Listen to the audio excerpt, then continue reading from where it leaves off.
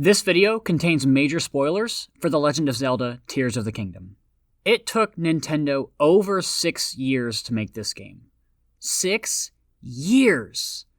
It's insane to think that the gap between Breath of the Wild and Tears of the Kingdom is longer than any other Zelda game. And that's not even with them reusing a ton of assets. Then I played it. It's such a massive step up in nearly every aspect over Breath of the Wild, and even makes Breath of the Wild, the best-selling Zelda game ever, look like a tech demo. I'm Ouroboros. Let's talk.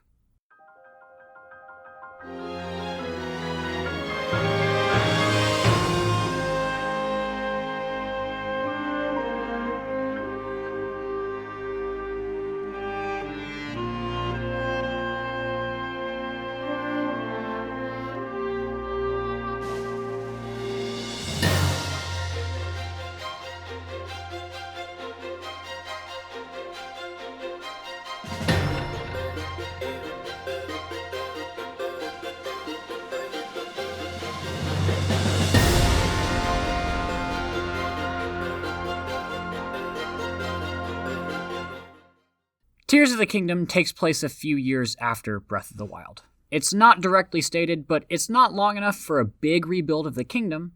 However, a number of the characters have slightly changed. We join Link and Zelda as they're exploring the ruins beneath Hyrule Castle. You come across remnants of the Zonai civilization, but more importantly, they come across a decrepit body who seemingly knows Link and Zelda. We obviously know that this is Ganondorf, but we don't know why he appears to be so decayed. We also don't know what the hand is that seems to hold Ganondorf in places. The hand seal breaks and Ganondorf is released. His gloom shatters the Master Sword and Link loses the use of his right arm. Ganon causes Hyrule Castle to soar into the air as Zelda falls into the abyss and disappears in a flash of light. Link is saved by the hand and is taken to the Great Sky Island. The hand that saved him has now replaced his decayed arm, and the Great Sky Island serves as this game's Great Plateau, a sort of pseudo-tutorial. After completing the challenges, you make your way to the Temple of Time, where you learn that your new arm once belonged to the first king of Hyrule, Rauru. You learn that the Zonai had originally tried to defeat Ganondorf, but were only able to seal the Demon King away. Now that the seal is broken, Rauru entrusts the future of Hyrule to you. Diving back to the surface, you set off to defeat Ganondorf and find Princess Zelda. I love this opening. I think it's one of, if not the best openings in the series. It's dark, moody, and bombastic. Everything you could want out of the first 20 minutes of the game. But it gives you time to think and process everything. The small portions where you take control of Link and walk with Zelda allow you to begin to process all of the new information you've been given. This is the first appearance of the Zonai in the series, so your mind is racing with questions. Who are they? How are they connected to the royal family? Why is all of this beneath the castle? And what does this have to do with Ganondorf? You start to create your own theories as you go through this opening. And the game is totally okay with leaving you in the dark on the details. You get a big picture when you're done with the Great Sky Island, but the how of everything is missing. That's where the memories fill in the gaps in your knowledge. Much like Breath of the Wild, this game is equally about Link and Zelda. In fact, I would argue that the plot revolves around Zelda far more than Link, which ironically seems like a first for the titular character. She was already a really fleshed out character in Breath of the Wild, but we see a different side of her here. We see the warrior Zelda determined to find a way to stop the rise of the Demon King. And it's cool to piece together the story of what happened that long ago. It's not perfect, but I really prefer the focus to be on Zelda as it allows them to develop her as a character. Look, we all love Link. He's always been a blank canvas for us to project ourselves onto, but he has no character. Which is definitely the point. I get that's what silent protagonists are for, but shifting the focus onto Zelda's development was a great move. I feel like they started this transition in Breath of the Wild, but this seems like a natural evolution of that. What really got me was the final memory when she transformed into the Light Dragon. I remember getting the Master Sword before getting to this moment, so I didn't think much of the Light Dragon other than it's just the new resting place of the Master Sword. Each game does it differently. Sometimes it's in a forest, others a temple. I just figured they'd put it here since the sky was such a big aspect of Tears of the Kingdom. Side note, this quest is spectacular. Entering Korok Forest is only possible through the depths.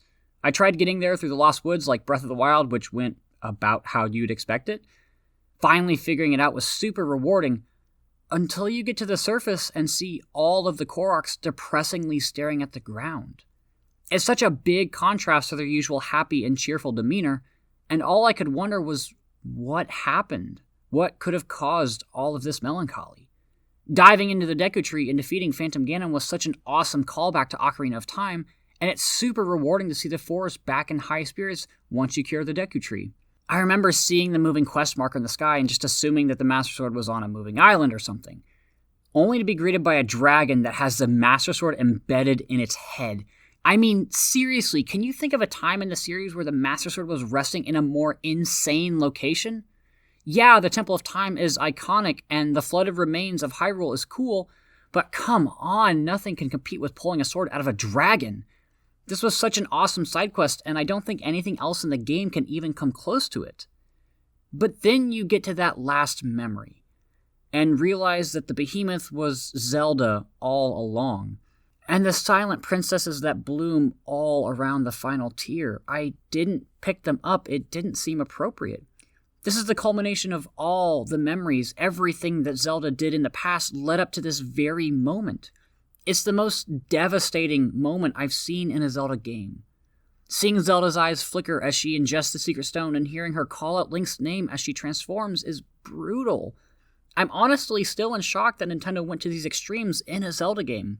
We've seen sacrifices in the series before, Zelda restoring Midna in Twilight Princess, or the King flooding Hyrule in Wind Waker come to mind, but none compare to the severity of this one. And it's to a character that I and many others have grown to love over the course of 2 absolutely enormous games. She did all of this just for the possibility of helping Link defeat Ganondorf. Speaking of Ganondorf, Nintendo did an absolutely incredible job with him. For starters, I love his design. It's finally a new and modern version of the King of Evil, which is something we haven't seen since Twilight Princess in 2006. And he's just so evil, which I know is a weird thing to say because it's Ganondorf, but he has such a strong, menacing aura around him in every cutscene that he's in. It doesn't matter which memory you see first or last, you can just tell that he's going to be the final boss. There's no trickery here with a puppet like Zant or Skull Kid. He's the one responsible for everything. And his fight is perfect. Like Breath of the Wild, you'll have to run through a boss gauntlet if you don't clear a dungeon, but in Tears of the Kingdom, you also have this fun horde battle. It's not particularly difficult, especially if you have the 5 sages with you, but it's a fun final test before you face off against Ganondorf. I'm so happy that it starts off with a one-on-one sword fight. Those are always the best final bosses in the series. Ganon in Wind Waker and Twilight Princess, or Demise in Skyward Sword always give the game a sense of finality, but Ganondorf has some tricks up his sleeves. The biggest one is that he is able to flurry rush your attacks. This was such a huge shock the first time I saw it. It felt like the first time an enemy was on my level, which is such a great feeling to have towards the end of the game. You've finally mastered all of the combat skills over the course of Tears of the Kingdom and Breath of the Wild. I think most people felt pretty confident in their abilities, only for everything to be thrown out the window when Ganondorf dodged for the first time. And it feels like the first time you can't just wildly swing your sword at an enemy. It gives the fight so much more weight. I love that Ganon taunts you when he knocks you down, and that he switches between the different gloom weapons. Of course, you come across these during the various Phantom Ganon fights throughout the world, but I always would have expected him to only use a sword. I know that this was in Breath of the Wild, but seeing Link unsheath the Master Sword and illuminate is also incredible. But what takes the cake is Ganon's health bar during Phase 2. You don't think much of it until it keeps going, and going, and going, all the way to the end of the screen. It's like he broke the game. Not necessarily in like a fourth wall break type of way, but rather, he's so far beyond anything else you've encountered that this is the only way to show the true extent of his power. I can't even begin to describe the utter terror and shock I had at this moment. And the irregular meter of the Phase 2 theme is a really nice callback to the Ganondorf theme from Ocarina of Time.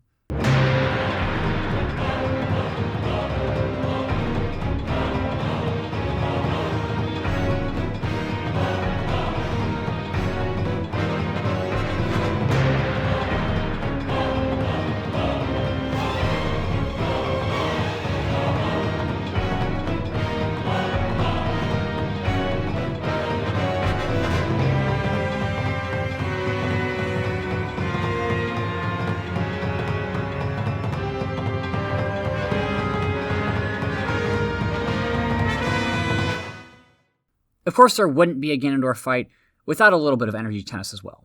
When you finally best him in his human form, he loses patience. He's desperate now. He knows he can't beat Link in the Sages. His only course of action is to lose all sense of self and eat the Secret Stone. It's his final gambit. And who else aids you in this final fight but Zelda? I think this fight can only really be appreciated if you did get that final memory. But man, is it such a huge payoff if you did. Like Dark Beast Ganon, this is more of a spectacle fight, and I still love it. I think people were critical of that fight, but I thought it was a nice way to cap off Breath of the Wild. And I think this works here as well, but even better. Ganondorf felt like more of a final challenge over Calamity Ganon, so I think people will generally be more accepting of the Demon Dragon than Dark Beast Ganon. I think Matthew Mercer, the voice actor for Ganondorf, did an incredible job with this role. He's so deep and dark and guttural, but in a refined way. Perfect for a Demon King. Regardless, I will reshape this world as it was meant to be. I will crush any opposition. I will rule. That is what a king must do. If there's one thing about the story that I'm not a fan of, it's the similarities between Tears of the Kingdom and Breath of the Wild. The Zonai are an ancient advanced civilization that left artifacts to help destroy the impending evil, and the Sheikah are an ancient advanced civilization that left artifacts to help destroy the impending evil. There were 4 champions in Breath of the Wild and 5 sages in Tears of the Kingdom. It does give the game a hint of an identity crisis. Like, it wants to stay true to its roots, but is doing things slightly different. It's like that meme where someone asks to copy your homework and you tell them to change it a bit to not make it obvious. I do wish that Teba would have been the Sage of Wind. It seems odd that he's the only kind of new champion to not become a sage. I really like seeing how Riju, Yunobo, and Sidon have changed and adapted since the last game, but Tulin kind of breaks that up by highlighting a character who didn't really have a role in Breath of the Wild. I would have also liked to have seen the old sages tell the new sages something different each time. It's essentially the same speech copy and pasted 4 times, which gets really old by the time you get to the last dungeon. The only exception is Minoru. I was honestly expecting Link or Paya to become the final sage, but nope, you just get a freaking robot to join you. This was the only time I was really surprised by the sages, and it's a good way to end off the search for them. I'm also confused as to how Calamity Ganon and Ganondorf are different. I find it odd that it wasn't explained, at least I never found anything. Maybe it's in a side quest that I didn't do, but I always assumed that they were one and the same. One nice little detail is the parallel between the opening and the ending. Link fails to catch Zelda in the opening, but succeeds in the ending. It's a nice detail that I didn't notice until I went back and watched some of my footage from the first 20 minutes of the game. The last story thing I do want to touch on was a theory that I had throughout the game. Now, I want to preface this by saying that I only saw the reveal trailer and nothing else. This is something I recommend more people do because it makes every game you play so much more magical, since you don't know what to expect. Anyway, I originally thought that the logo for Tears of the Kingdom was an Ouroboros. Given my channel name, I feel like I have to bring this up. For those who don't know, the Ouroboros is a symbol of a snake or dragon eating its own tail, and is representative of an infinite cycle. Once I saw Ganondorf's Demon King form, I thought that maybe this would shift the Zelda timeline into a circle. The Demon King demise in Skyward Sword cast the curse onto Link and Zelda's descendants, which would birth Ganondorf, who would become the Demon King and cast a curse onto Link and Zelda's descendants in Tears of the Kingdom. After playing the game, the logo is more obviously Light Dragon Zelda and Demon Dragon Ganondorf. That doesn't mean my theory is totally out the window, but I think it would have been really cool to see Nintendo go in this direction, because it would essentially mean that they don't have to worry about the timeline anymore since everything can exist within that infinite cycle. Regardless, there's so much to love about this story in spite of its flaws. The gameplay is also a real gem. Remember, I only saw the reveal trailer, and I knew about the Sky Islands, but nothing of their scale. And I'm so happy that I did that. I seriously recommend this kind of going dark approach to games. The new abilities here are really some of the most creative in the entire series. Let's start with by far the best. The Ultra Hand. Oh my god, this thing is incredible! The entire game starts to become malleable once you get a good grasp of how to use and exploit it. Of course, vehicles are the main selling point. The shrines are a big indicator of that. I would say the developers got the most creative and got the most mileage out of the Ultra Hand. They pair really well with the additional Zonai devices. Series producer Eiji Aonuma took inspiration from the hordes of people who created unique and interesting contraptions in Breath of the Wild and decided to put it at the core of Tears of the Kingdom. And this opens up a slew of new options for you in exploration, puzzle solving, and combat. Being able to cross large distances in the air with the fan plane or rockets is completely in your grasp. Attaching blocks together to create large, climbable surfaces and shrines is a frequent solution. Creating automated turrets to dispatch enemies is also super rewarding. All of these options are just scratching the surface of the creative ingenuity the Ultra Hand brings. I do wish the range on it was a little longer. It doesn't reach as long as the other abilities, and I don't really know why. There were plenty of times when I had to redo something because I would be just out of range for something that I wanted to Ultra Hand. And then you have Fusion, which is essentially just Ultra Hand attached but for weapons. However, it solves one of Breath of the Wild's biggest problems. In Breath of the Wild, combat was heavily disincentivized late game since you would waste weapon durability and not get anything of value in return. Nintendo fixed this by making all of the weapons in Tears of the Kingdom horribly underpowered, but the enemy drops are now what's important. This allows you to always gain at least a little something of value from any enemy you defeat. Does it mean that weapons no longer break and you'll always be able to use your favorite weapons? No, but it gives you way more flexibility, and you have access to that flexibility nearly all the time.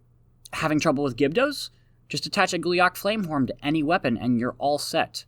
Need to light up a large section in the depths? Just attach a giant Bright Bloom Seed to a Lionel Bow, and now your field of vision is greatly increased. It doesn't have the same moment-to-moment impact that the Ultra Hand does, but your combat options wildly open up as you progress and get better drops. Of course, you can also use it to do goofy things like my personal favorite is making a stick. Ascend is your main mobility tool in Tears of the Kingdom. You still have an incentive to reach higher areas and paraglide off of them, like Breath of the Wild, but in Tears of the Kingdom, you can look for small overhangs to aid in traversal. I'm going to be honest, it took me a while to really figure out how to use this ability. There were definitely a handful of times at the start of my playthrough when I thought I was soft-locked in a cave, when all I really had to do was ascend. It creates new and interesting ways to explore the landscape. Do you climb a cliff, or do you look for something to ascend into? I do wish they could have made ascend usable in the air. I think that could have made for some really fun and creative platforming challenges. Which, yeah, I know Zelda isn't about platforming, it's about exploration, but I still think some shrines or micro-puzzles could have been awesome. And if they also allowed you to use recall in the air, that would have been the cherry on top. Imagine rewinding a platform far away and then ascend while it's coming over to you and then chaining a bunch of those together. It just seems like a bit of a missed opportunity. Recall is an ability that I found to be mostly useless in my playthrough. Outside of shrines, you really only use it to ride up the falling boulders and then paraglide off of them. It sucks because it feels like the only ability that's underdeveloped and really just feels like a worse stasis. But that's all I can really say about recall outside of very niche cases. Auto build, however, is so helpful. It's the optional ability that you get in the depths, and it makes any playthrough so much more fluid. I can't tell you how many times I use a super spring like a Rivali's Gale to help me get up a cliff, or use a boat to get across a big lake, or build a fan plane to help me fly across a massive gap. It's so helpful, and it's really only a quality of life ability. There's not much difference between that and just using Zonai devices. But it also gives you a big reason to explore the depths more. I was not ready for the scope of the depths. I think it's funny how a lot of people wanted caves in Breath of the Wild, so Nintendo just gave us a whole map that's a cave, effectively doubling the size of the map. And that's not even including the Sky Islands. I found exploring the depths far easier than the surface, and I think that's partly due to how the light routes stick out way more than the shrines. I think that the new green Zonai light from the shrines can blend in with the landscape a lot more than the orange glow of Breath of the Wild. But my favorite part of the depths is searching for new schema. Whether it's the short Yiga hideouts that reward you with a new auto-build blueprint, or the abandoned mines that give you one and an additional Zonite refinery. This is where Tears of the Kingdom makes its identity known. If there's one way I can describe the gameplay loop in this game, it's that exploration leads to more exploration. Take the schema, for example. You're rewarded with exploring a new area, with a piece of equipment that allows you to explore easier. Finding caves on the surface rewards you with Bright Bloom Seeds, which allows you to further explore the depths. It's almost like an exploration-based MMO-like gameplay loop, right? You're doing something, and the game rewards you with something that will let you do that thing even more and better. Even the cherry blossom trees do this by revealing all the locations of caves in the nearby region. It's an interesting system that I don't think I've seen replicated in any game that I've played. Even the depths and surface are connected. The depths are topographically inverted from the surface, light roots and shrines are in the same place, and settlements on the surface are connected to important places in the depths. With the exception of shrines and light roots, this isn't one-to-one, so it's not completely obvious what and where you're going to find something, but it gives you a general idea. This allows you to spend time in one area, and it will give you tons of information for the other, especially once you realize that the light roots and shrines are in the same location. This makes finding shrines so much easier. Since a lot of them are in caves now, and since you don't start with the Puripad sensor, the light roots are your best friend when it comes to finding shrines. I was surprised to learn that the shrine sensor wasn't given to you right off the bat. It seemed like an odd choice to remove it, but I was happy to see it as an upgrade along with the Travel Medallion and Hero's Path, which were DLC in Breath of the Wild. In fact, a lot of the DLC in Breath of the Wild returns as optional gear. Thank God the Korak mask is back. I'm glad I got it right off the bat because I can't imagine trying to hunt down all those little jerks without one. Armor in general is way more scarce in this game than Breath of the Wild, and a lot weaker and a lot more expensive at shops. It's actually pretty hard to come across the musicians that you need to be able to upgrade your armor, so that means that you're probably going to be stuck with basic armor for the majority of your playthrough, at least until you prioritize that side quest. This artificially increases the difficulty of the game. There were points where I was still getting obliterated by silver moblins, even late game. You have to be careful way more often because of the changes to armor. But I felt more inclined to do the Great Fairy side quests, and all of the other side quests, because they feel so much more fleshed out. Breath of the Wild had some standouts, don't get me wrong. Tarrytown is the one that really comes to mind. But Tears of the Kingdom side quests are so much more enjoyable. I really enjoyed the Bargainer and Goddess statue quests. While long, the Bargainer statue gives you an entire heart container or stamina vessel, which I think is the only time in the game where you get a reward that massive. But the Goddess statue only rewards you with the Goddess Sword, which, don't get me wrong, is a nice tribute to Skyward Sword, but it doesn't really equate to the time and effort of tracking the 3 dragons down and offering their talons at the springs. I love the Hateno and Lurelin village quests. Lurelin is essentially one big combat test, and the Hateno quest is just so goofy, I love it. And they both give you massive rewards both in the game, but also personally. It's nice to get the freebies from restoring Lurelin Village, but also feels rewarding internally. You help save these people from the monsters who have taken over their home. They're free to go back to their lives and are all incredibly thankful to you. It's a weirdly fulfilling moment that I wasn't expecting because Lurelin felt like such a secluded little fishing utopia in Breath of the Wild, completely untouched by the calamity. It's fun to see what exactly has changed this time around. Obviously, the locations are all in the same place, but Hyrule has changed quite a bit. Whether it's the sandstorm in Gerudo Desert, the massive boulders that now litter the surface, the gloom emanating from the depths, or even the occasional Phantom Ganon encounters. I love these. I fought my first one during a blood moon, and it was one of the best random encounters I've had in a Zelda game. The addition of Gleeox was a great choice as well. I remember going across the Bridge of Hylia, only to see a massive 3-headed dragon waiting for me. However, my favorite encounter was the floating Colosseum where you fight a horde of Lynels in the depths. This was the first Colosseum I came across in the depths and thought all of them would be like this. Of course, they're not, and it's by far the hardest of the bunch, but it was so devastating that I had to go back and try again later.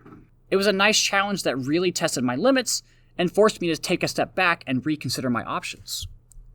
There are a lot of fun challenges that you can find, but I was disappointed by a lot of the shrines. There are definitely a lot of standouts. I loved making the robot army in the hunt, or trying to figure out the cubic puzzle of Prone Pathway. All of the proving grounds are spectacular. Eventide Island was one of the best shrines in Breath of the Wild, and these are all like mini versions of that shrine. They really test your creativity and resourcefulness under strict conditions that lack a lot of options. The labyrinths are also really awesome. They now take up space at all 3 levels, and each give you a different challenge in exchange for 2 total shrines and a piece of armor. The sky sections could have really taken advantage of that aerial recall and ascend that I talked about, and pushed those abilities to their mechanical limits. But other shrines are just so short. Like, take a look at this one here. It's literally just one single puzzle. I'm so surprised that a game that was in development for over 6 years would have shrines that are completely minimal. They really could have gotten more creative with these. Similar to the shrines, the dungeons are also really hit or miss in Tears of the Kingdom. I was hoping to see the return of traditional dungeons, but that wasn't the case. They're structured similarly to Breath of the Wild, and I found them to be a complete mixed bag. I really liked a lot of the areas leading up to the dungeons. Playing with the low gravity right before the water temple is super fun. And the shrine on the way there even makes use of this mechanic. And I thought the kind of tower defense section in Gerudo Town was a fun, albeit underdeveloped idea. But the dungeons themselves are really short. I think it only took me like 20 minutes to complete the water temple, which is just not acceptable. This is a major dungeon in the game, and there are side quests that take longer to complete than that. I even stopped using the tracks in the fire temple because I kept getting confused with the map. I initially liked the mechanic, but ended up finding it frustrating more than anything. However, I really did enjoy the lightning temple. I've always liked the light-based puzzles that go along with the mirror shield, and getting an entire section dedicated to that was really fun. This was the only dungeon that felt close to being a proper Zelda dungeon in the game. And the Queen Gibdo fight was a great way to top it off. It's pretty simple at the beginning, but once the rest of the Gibdos start spawning in, it becomes really frantic. Side note, I really like the redesign of the Gibdos in Tears of the Kingdom. They were usually just mummies, but now they're almost locust-like. It's a great shift that allows them to be more differentiated with Redeads, although Redeads aren't even in this game. I generally like the boss mechanics better in Tears of the Kingdom. They heavily utilize the sage abilities of the respective dungeons, but I feel like you lose the emotional impact of the Blights. Yes, these monsters are the cause of the problems in the regions, but the Blights are the guardians of the massive divine beast and directly killed all of your friends and allies 100 years before Breath of the Wild. That said, I still strongly prefer the dungeon bosses in Tears of the Kingdom over Breath of the Wild. They feel more intricately designed, and you're still given plenty of options to deal with them. The only exception is the Seized Construct. While not particularly difficult, it's an incredibly satisfying boss fight. I liken it to Kalaktos in Skyward Sword. Not a hard or complex fight, but an immensely fun spectacle nonetheless. Of course, the reward you get at the end of the dungeons is incredible.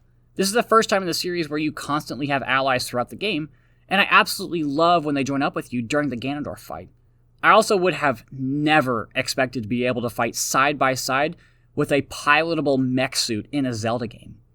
However, the controls for these abilities are absolutely abysmal. So much so that it dissuades me from using them unless I precisely need to. They should not have mapped all of them to the A button.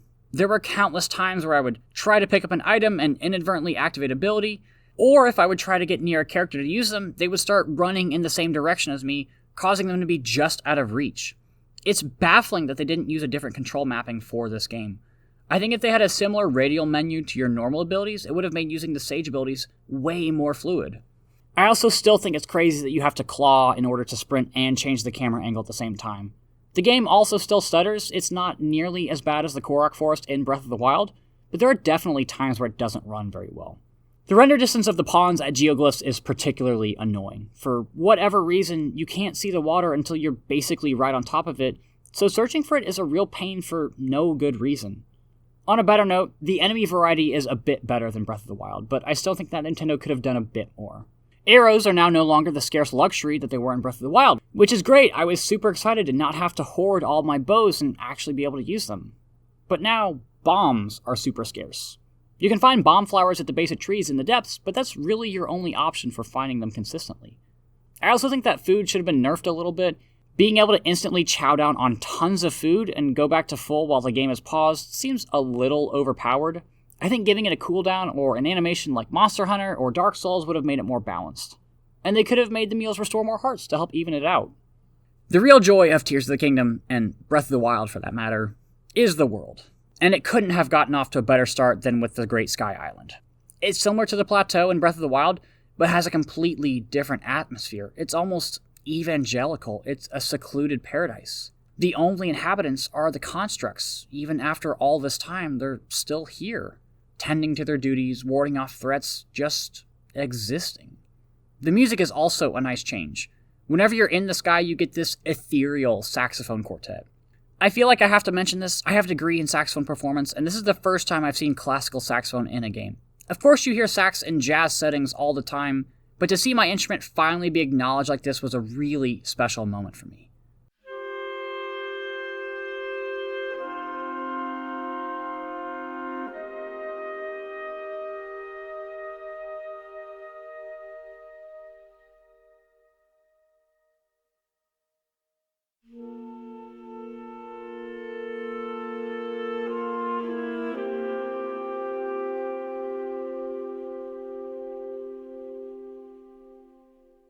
I wish the rest of the game had tracks like this. The sparse piano from Breath of the Wild is still present when exploring the overworld, but it isn't as consistent as the sky. I think atmospheric tracks would have been great for this game. The lack of music was a big criticism for Breath of the Wild from a lot of people, and while I do think it's blown out of proportion a little bit, I think the sky is a great answer to that issue.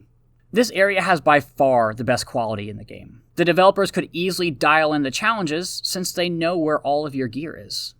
I don't know how to bring that consistency to the rest of Hyrule, but it's still a bit of a bummer to have some of the best content at the very start of the game.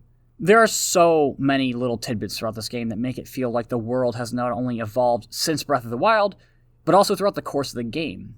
My favorite is the changes at Lookout Landing. As you complete the dungeons, people from their respective races will show up at Lookout Landing. The music will also change within their own towns once you clear the dungeon. It's reminiscent of Terrytown, but also implies that these people would have been here before, but their own people needed them, or that they decided to join the fight against Ganondorf now that they know of the threat. Even people who you met in Breath of the Wild have changed a lot here. Paya is now struggling to find her footing as the new chief of Kakariko Village. She's still shy, it's not like she's changed that much, but the villagers all really look up to her. Since passing the torch, Impa has taken on a research role and nudges you towards the geoglyphs to help jumpstart the story. Sidon has now taken a wife, and Dorphin even passes down the crown to him. All of these add up to a world that truly feels alive. I was initially worried that Tears of the Kingdom would just be Breath of the Wild 2, not really able to stand on its own 2 feet without playing the original. And while I do think that more could have been done to help differentiate itself from its predecessor, there's a strange sense of joy that comes with seeing your favorite characters really develop over the course of 200+ hour adventures. Although I don't think I could say that if I didn't play Breath of the Wild already. So it's put in this weird middle ground of really fun even without context, but you really lose the full impact without it. Regardless, there are a lot of moments that have more impact, even retroactively, once you do get context within Tears of the Kingdom. Like when you finally arrive at Hyrule Castle and see the light dragon watching over you in the skies above. Or when you find the Forgotten Temple and finally realize that the Sunny Lions are placed at Queen Sonia's grave. Or once you realize that you've never seen Zelda's face during the cutscenes of her around the various towns or stables.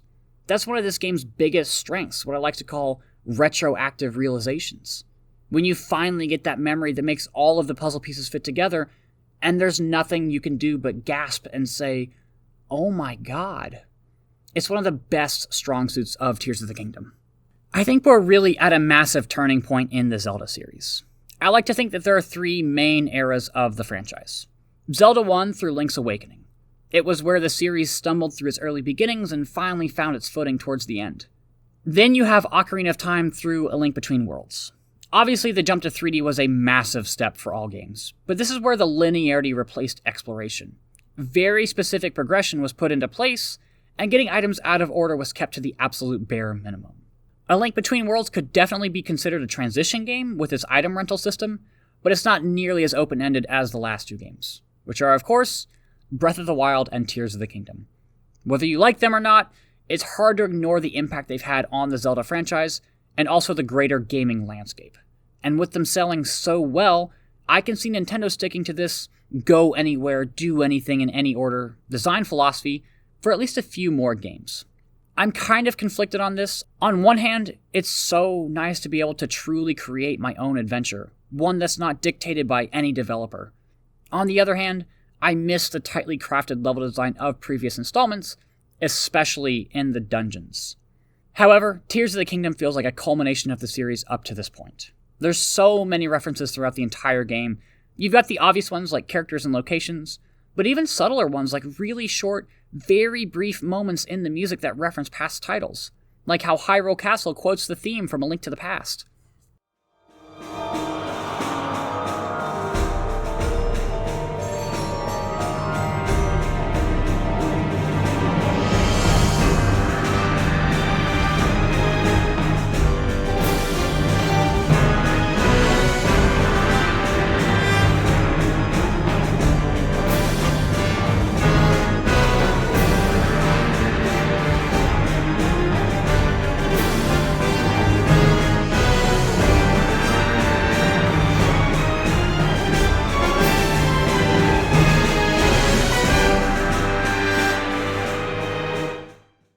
Of course, you can't talk about references without mentioning Satori. The Lord of the Mountain was present in Breath of the Wild and was a tribute to Satoru Iwata, CEO of Nintendo, who unfortunately died in 2015. Iwata was a massive figure in gaming, and I'm glad to see that his memory continues to live on through games. 1,148 people, 6 years, $70, one incredible game. Tears of the Kingdom makes Breath of the Wild look like a tech demo. It's crazy to think that. When Breath of the Wild came out, it was heralded as a masterpiece in game design, but now it looks like nothing more than a proof of concept. I'm interested to see where Nintendo goes with the franchise from here. I'm assuming there will be DLC for Tears of the Kingdom, but it's clear that it's going to be a long wait for the next game. Again, we waited 6 years for this game, and it reused a significant amount of assets from its predecessor.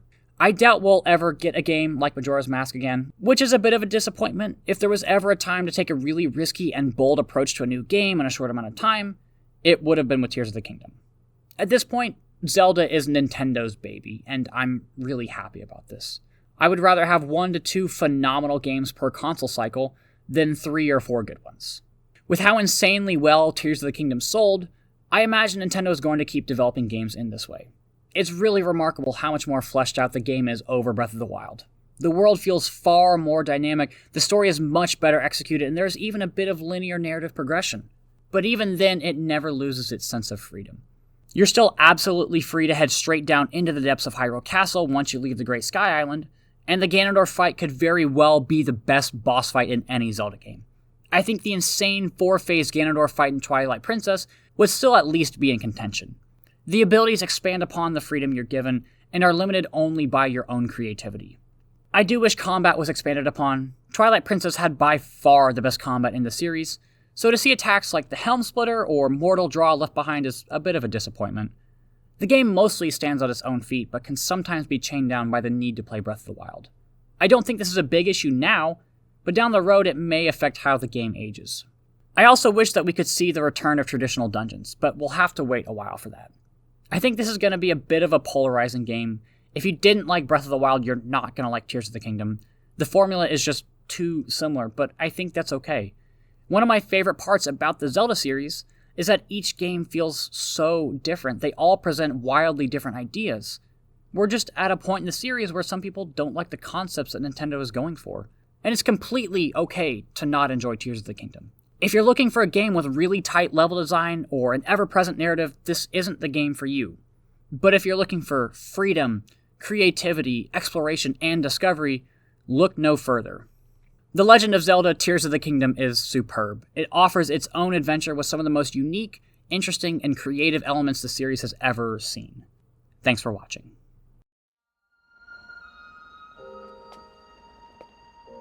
My friends, with all of your strength, stand with me.